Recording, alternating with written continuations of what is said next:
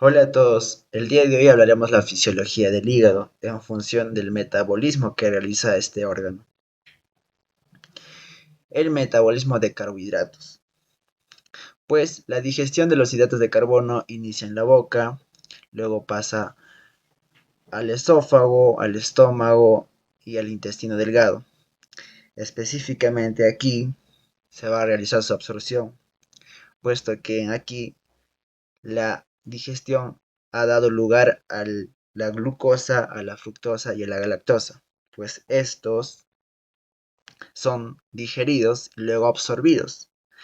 Son absorbidos por los enterocitos a través de un medio de transporte que es un tipo cotransporte de sodio y glucosa. Es decir, el sodio sale y la glucosa ingresa. Y una vez que estén dentro de las células del intestino delgado, es decir, de los enterocitos, pasarían a la vena porta. Dentro de la vena porta, pues estaría conduciéndonos hacia el hígado, en donde el hígado va a realizar los diferentes conversiones que va a tener la glucosa. Y bueno, aquí tenemos una interconversión dentro de la célula del hígado, que es el hepatocito. Pues la galactosa va a ser recibido por la galactosa 1-fosfato, luego convertido en una uridina difosfato, luego a una uridina difosfato y luego almacenado como glucógeno directamente. Y, y si queremos usarla, pues tenemos que convertirla en glucosa. Pues pasaría a una glucosa 1-fosfato y posteriormente a una glucosa 6-fosfato. Y de esta manera ya podríamos usarlo directamente, expulsándole a la vena cava inferior. Y bueno, también tenemos la fructosa, en el que se va a ser recibida por la fructosa 6-fosfato y luego convertida a una glucosa 6-fosfato directamente. Y luego la glucosa pues pasaría directamente a una glucosa 6-fosfato. Pero este transporte para que digamos que la glucosa ingrese hay una enzima que tiene un nombre, que es la exocinasa, que se le llama esa enzima en todos los tejidos en el que se va a transportar pues la glucosa directamente en dicha célula de dicho tejido. Pues en este órgano, pues este nombre tiene un nombre específico, que va a ser la glucosinasa, que es lo mismo que decir la exocinasa. Y una vez que tenemos la glucosa 6-fosfato, pues el hígado va a expulsar esta glucosa 6-fosfato hacia la sangre a través de la enzima glucosa fosfatasa. Se dice que en este caso las proporciones de la glucosa que ha venido a través del intestino es un 80%, mientras que lo restante sería un 20%. ¿Esto qué quiere decir? Que la glucosa que vamos a obtener en todo el organismo tiene que ser de esta suma va a ser un 100%, pero de lo que va a salir del hígado, pues va a ser casi un 99% de glucosa, aproximadamente un 100%.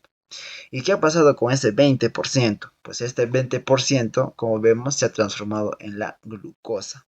Pues esta glucosa ya sería aproximadamente el 100%.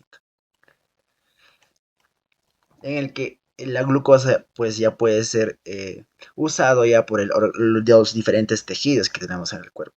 Se podría decir que el hígado es el centro en el que se convierte toda la energía para el cuerpo. Y bueno, y aquí tenemos que rescatar un proceso importante. Este proceso en el que nosotros lo podemos almacenar como glucógeno. El glucógeno es almacenar la glucosa para, digamos, cuando teníamos un bajo nivel de glicemia en estados de ayuno. Y este proceso lo podemos obtener de la siguiente manera, pues, ¿no? La glucosa pasaría por esta vía que estamos viendo aquí, o la otra vía en el que usamos la galactosa, la fructosa, o sea, tenemos tres vías para obtener el glucógeno. Ese proceso se le conoce como la gluconeogénesis. En cambio, si queremos estar este glucógeno para el organismo, para equilibrar los estados de glicemia, es decir, aún cuando tenemos un bajo nivel de glicemia, pues tenemos que transcurrir al siguiente proceso que va a ser la glucogenólisis. Pues esta glucogenólisis tendría que pasar este mecanismo. Y la gluconeogénesis, como antes lo dije, pues lo voy a reescribir ese proceso. Pues ese proceso sería de esta manera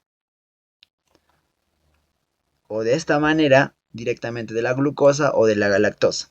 Ese sería el proceso de la glucogénesis. En cambio, la glucogenólisis sería en este sentido, para abajo.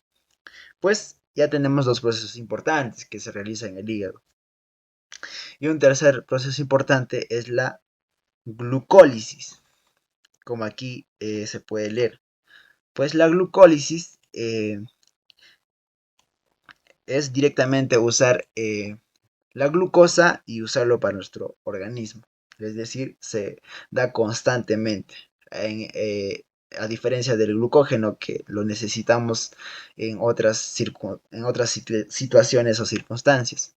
Pues la glucólisis tiene un proceso en el que incluye la glucosa, la fructosa 6-fosfato, es decir, la fructosa puede ir directamente ya obviando un paso de la glucosa hacia la glucólisis. Y aquí tenemos el plazo de la glucólisis. Esta glucólisis, pues directamente obviamos este paso, pues tendríamos 10 pasos, contando desde la glucosa 6-fosfato para obtener la glucólisis, pues tenemos que pasar 10 pasos. Y como podemos ver, estos son los diferentes pasos. Y durante la glucólisis se va a producir directamente dos piruvatos ATPs, que son 2, y hidrógenos libres, que van a ser 4. Y este proceso que se denomina, se le llama glucólisis. Ese es un tercer paso fundamental dentro del hígado. Y otro paso importante es la gluconeogénesis. Pues, ¿cómo se obtiene esta gluconeogénesis? ¿No? Pues es el inverso prácticamente de la glucólisis. Les voy a explicar un poquito cómo es que a través del piruvato se va a dar la gluconeogénesis. Pues el piruvato se puede descomponer en citrato, en alanina y en lactato. Pues no. Y esos son sus componentes principales. O también podríamos dar con algunos otros aminoácidos. Pues como este proceso es reversible, puesto que tiene doble dirección dichas flechas, pues podríamos hacer de manera regresiva y formar la gluconeogénesis, ¿no? Obtener la glucosa a partir de otras sustancias de las que no conocemos, las que en este caso son prácticamente la mayoría son aminoácidos. En este caso tenemos el citrato, la alanina, que son compuestos en el que nos dan la gluconeogénesis. Pues seguiría esta misma ruta reversible y formarnos la glucosa. Este proceso se le denomina la gluconeogénesis. Y bueno, ahí tenemos la glucosa. Se dice que esta glucosa que se almacena en forma de glucógeno dentro del hígado, pues tiene un peso del 7% al 10% del peso total del hígado. Y en el músculo es aproximadamente de 1 a 3%. Es muy bajo. Y bueno, el hígado lo va a usar este glucógeno pues para todo el organismo que lo necesite. Digamos que es la zona en donde se reserva. Pero a diferencia en el músculo, se almacena el glucógeno para su propia función del mismo músculo, es decir, para sus diferentes acciones, una de sus funciones es la locomoción, ¿no? Que lo voy a usar para esas funciones específicamente. Y bueno, este paso de la gluconeogénesis, aquí como lo estoy resaltando, Esta digamos, glucogenólisis, esta glucogenólisis pues se da cuando, les dije, en estados de ayuno o en estados en el que nosotros, digamos, tenemos esa sensación de un estado de simpático, pues un estado de lucha, de huida, y en ese momento vamos a tener, hay dos hormonas, hay una hormona que específicamente va a hacer que se dé esta glucogenólisis, que es la adrenalina, ¿no? La adrenalina pues va a hacer de que nosotros obtengamos energías a través de esta glucogenólisis para nuestro organismo, puesto que necesitamos energías, esa sensación de estado simpático. Y otra hormona que va a hacer esta glucogenólisis va a ser el glucagón, puesto que los niveles de glicemia van a ser muy bajos y nosotros requerimos energías, pues va a usar este proceso, ¿no? Que el glucagón va a incrementar los niveles de glucosa a través de este proceso.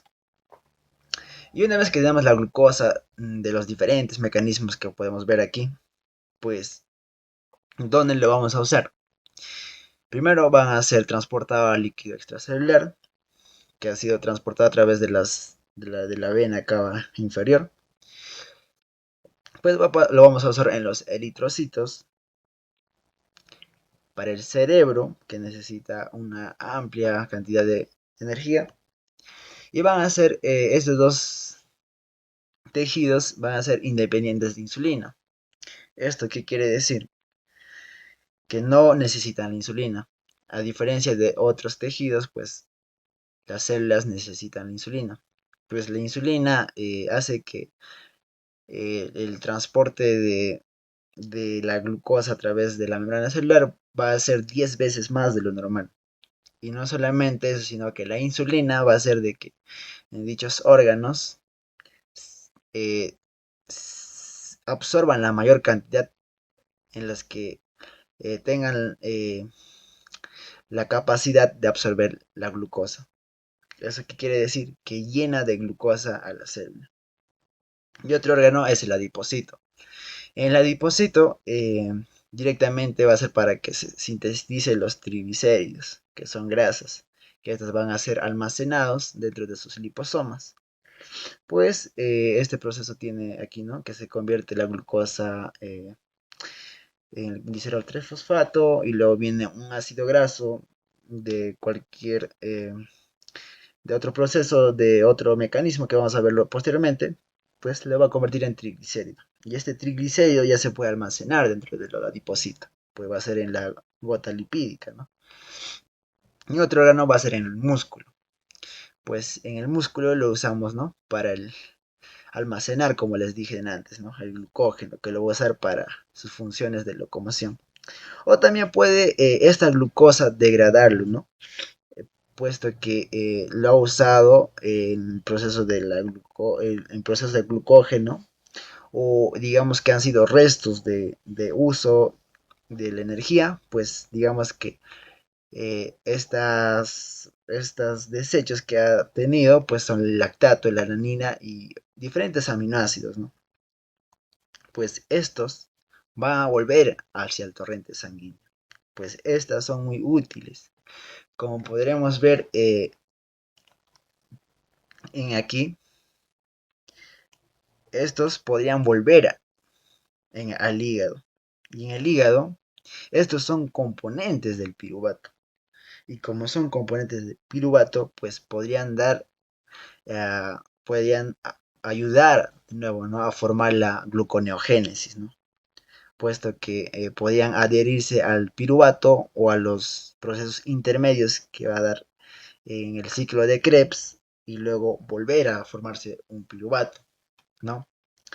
Puesto que el piruvato no solamente se usa, se desintegra en estos componentes, pues el piruvato se usa también para formar energía por el ciclo de Krebs, ¿no? Y este sería el ciclo de Krebs, pues, ¿no? Que al final va a producir de 36 a 38 ATPs, ¿no? Y bueno, esa sería la importancia, ¿no?, del metabolismo de los carbohidratos que, que realiza el hígado. Ahora hablaremos el metabolismo de las proteínas. Pues la digestión de la proteína inicia por la boca, el esófago, el estómago y el intestino delgado, en el que ya se van a absorber las proteínas, en el que han sido descompuestas en sus unidades mínimas, que son los aminoácidos, específicamente las porciones del yeyuno e ilio. Y estos enterocitos pues lo han enviado hacia la vena porta para que éstas lleguen al hígado. Y dentro del hígado, este aminoácido puede desecharse inmediatamente o formar parte del aminoácido gluconeogénico. Aquí tenemos el proceso gluconeogénico, en el que en el anterior ejemplo hablamos del piruvato, que era un componente gluconeogénico. Pues este aminoácido es un compuesto para formar el piruvato. Pues en esta primera ruta, pues este aminoácido puede formar parte directamente del piruvato y luego este piruvato formar parte del ciclo de Krebs, específicamente el oxalacetato que se ha unido, y luego este oxalacetato se usa directamente para convertir a una glucosa 6-fosfato y posteriormente a un glucógeno, que esto ya se ha almacenado dentro del hígado. O directamente este aminoácido ha formado parte de los procesos intermediarios del ciclo de Krebs. Dentro de una de ellas es el oxalacetato y directamente formar el glucógeno. No. Esa sería una primera ruta. Y otra ruta es enviarlo directamente hacia la vena cava, ¿no? Es decir, que en el hígado no se puede almacenar el aminoácido directamente. Y esto tiene que ser utilizado rápidamente. Y bueno, se envía la sangre al líquido extracelular de algún tejido dentro de dicha célula. En este caso tenemos dentro del miocito, un ejemplo de los músculos, pues en estas se usa este aminoácidos, ¿no?, para sintetizar las proteínas. Pero, ¿qué realmente ocurre dentro del hígado? No solamente el aminoácido va al ciclo de Krebs, al piruvato. Pues aquí vemos un ejemplo de todos los procesos, pero yo voy a hablar de lo más fundamental.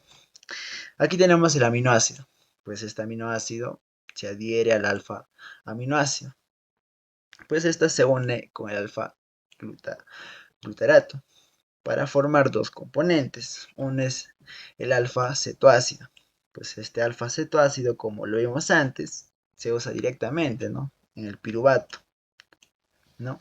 Pues este piruvato, dentro de unos procesos intermediarios para el ciclo de Krebs, es convertirse en acetilcoenzima o el acetoacetilcoenzima A, que es un proceso también que el hígado, en el que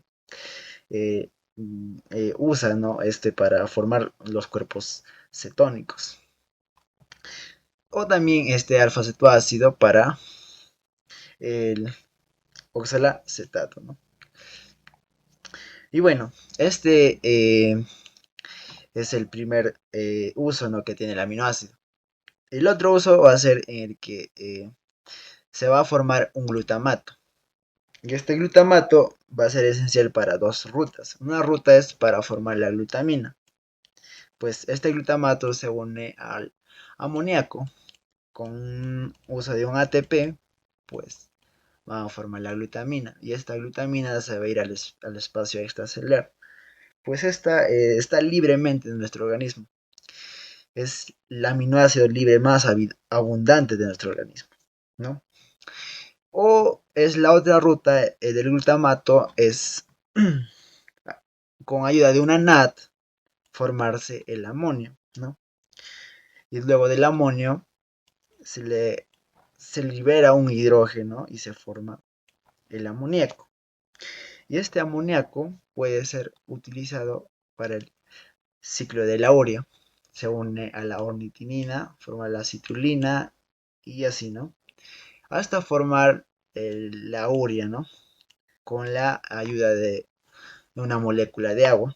Y esta urea, pues directamente se tiene que expulsar, ¿no? A través del riñón. Pues esta se da lugar a su eliminación dos transportadores, ¿no? Que una de ellas es la UTB y la otra es la aquaporina 9, ¿no? Y de esta manera, este ciclo, ¿no? Da lugar, ¿no? El uso del aminoácido, no solamente para la gluconeogénesis, sino también para formar estos aminoácidos libres en el organismo, o también formar parte de desechos, ¿no? Parte de la urea. Ahora hablaremos del metabolismo de los lípidos. La digestión de los lípidos termina en el intestino delgado por el yeyuno a helio. En este caso, los enterocitos ya no llevarán estos compuestos básicos de los lípidos a través de la vena porta, sino que van a ser enviados hacia los vasos linfáticos, en el que este recorrido va a terminar en el conducto torácico, ¿no? En el que inicia por los vasos laterales, el conducto torácico, luego vamos a sus ramas que van a expulsarse específicamente en la vena subclavia izquierda y terminar finalmente en la arteria aorta, ¿no? Que esta va a llegar hacia la arteria hepática y finalmente llegar al hígado.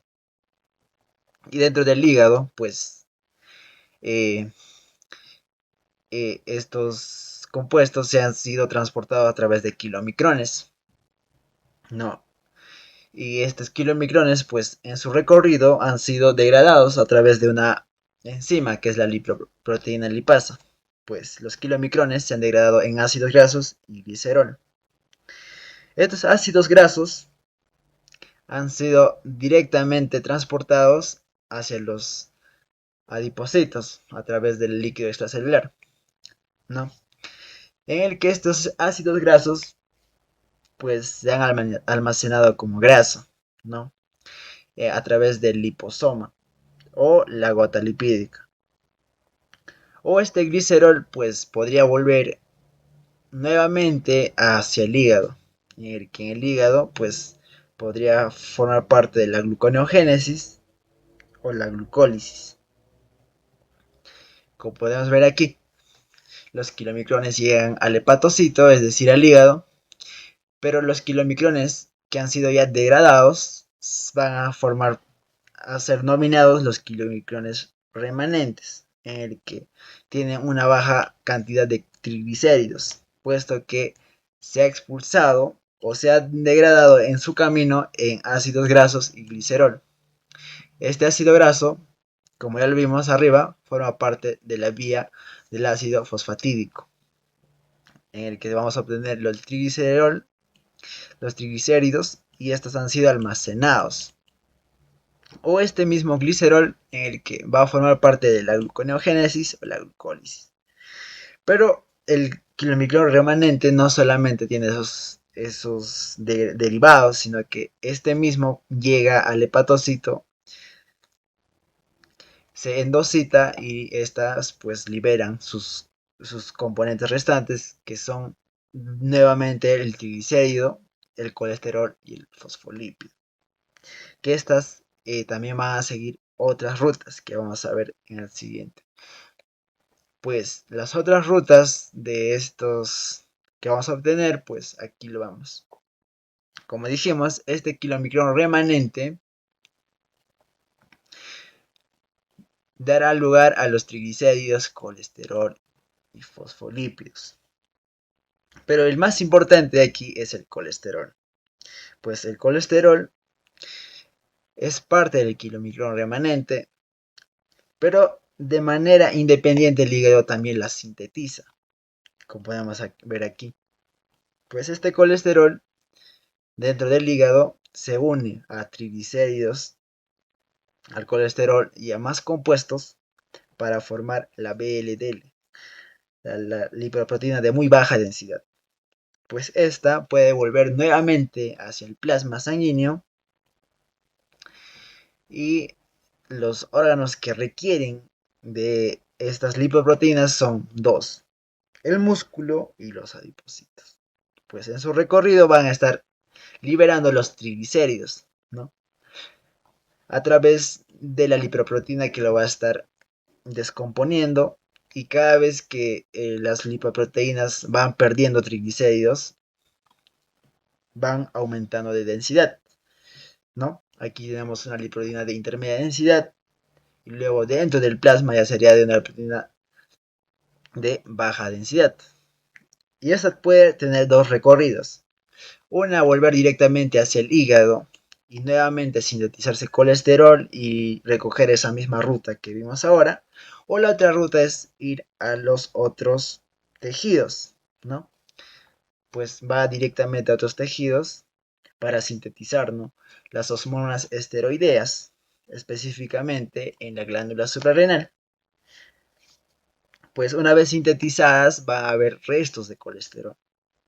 Estos restos de colesterol van a ser expulsados al líquido extracelular, en el que podemos notar las HDL. Las HDL son lipoproteínas de alta densidad, es decir, tienen un bajo contenido de triglicérido. Pues al unirse a este colesterol inicialmente no esterificado, pues digamos que va a ser un medio de transporte para que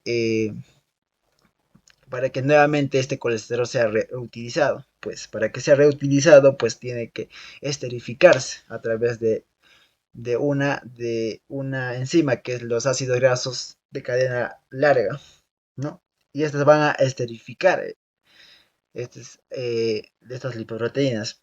Una vez esterificadas, como vemos aquí, pues se pueden descomponer estas mismas, ¿no? Puede descomponerse un colesterol esterificado y es decir, en su mismo componente también el HDL, que es el mismo. Pues esta puede volver hacia el líquido extracelular y nuevamente cumplir esta misma función. Pero otra ruta que puede hacer es que este HDL enriquecida con colesterol esterificado podría volver nuevamente al hígado y coger esa misma ruta de colesterol y nuevamente iniciar cíclicamente. O el colesterol esterificado podría reutilizarse directamente, obviando todos estos pasos, hacia los músculos y adipocitos para formar parte de las lipoproteínas de más bajas densidades. Y otra ruta que puede tener el colesterol es directamente formar parte de la bilis o formar parte dentro de los ácidos biliares, que es un componente de la bilis, ¿no? Y esta bilis lo usamos para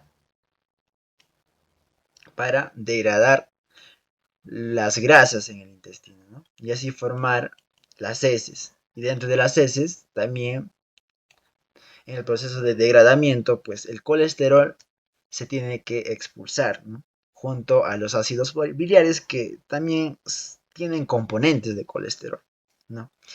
Y este sería un metabolismo específicamente del colesterol. Y eso sería todo en este capítulo de fisiología del hígado. Gracias.